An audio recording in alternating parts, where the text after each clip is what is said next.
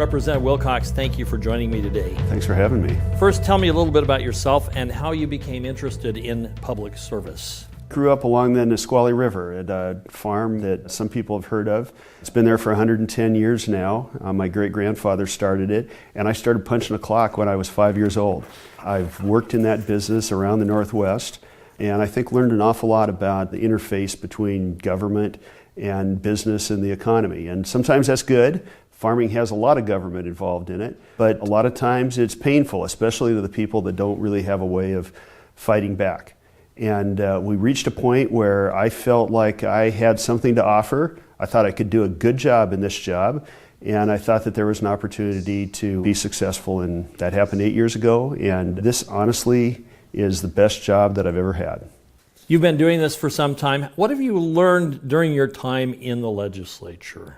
Well, I think the most important lesson that I've learned in the 8 years that I've been here is a lesson that most of us learn outside this building as well, and that's that the things that you do that affect people are remembered. And you should never burn a bridge. You should understand that everybody matters. Also remember that whoever you see today could show up in your life 10 years later. And there's a reward for being honest. People respect those who will honestly communicate what's in their heart.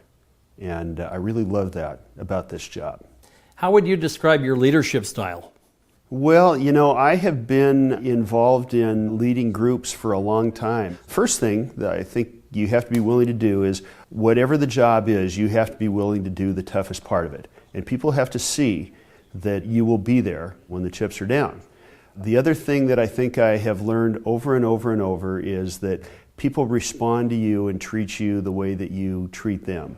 That's a standard that we all fail at sometimes, and I appreciate people that will tell me when I have let them down through disrespect or disregard in some way. And I think the other thing that I really try hard to do as a leader is value honesty, and maybe value the people that will tell me the hard truth even more than the people that will give me the good news. As the leader of the House Republican Caucus, what do you hope to accomplish this session, and what will you consider success to be, both personally and for the caucus, when the final gavel comes down after 105 days? Well, in my job as caucus leader, you have to put the caucus goals ahead of your own. So that is probably the most important thing that I do in terms of process. I think as far as where the caucus would like to go, first of all, is where does Washington want to go? We've had a pretty contentious and pretty ideology-driven election, but I think that most people that live in Washington are very much in the center.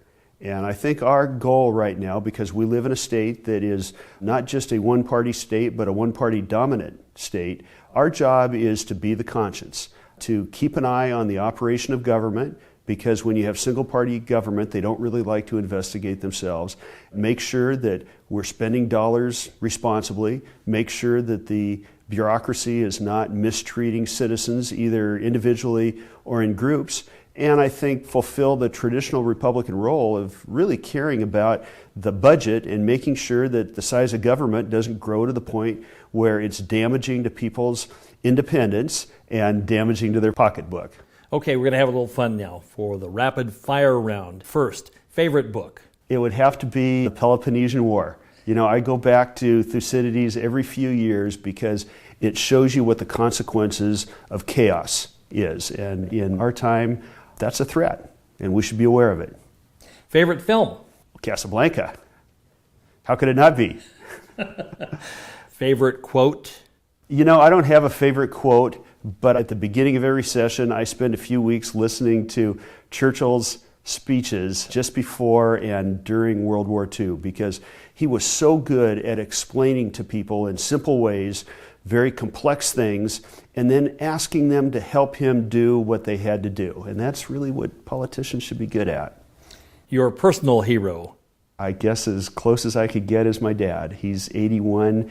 His energy level is demonic, and he's lived a very admirable life. The most cherished thing you own? I'm not really about things. I live on the place that my great-grandfather first came to, and the fact that I have that privilege means everything to me.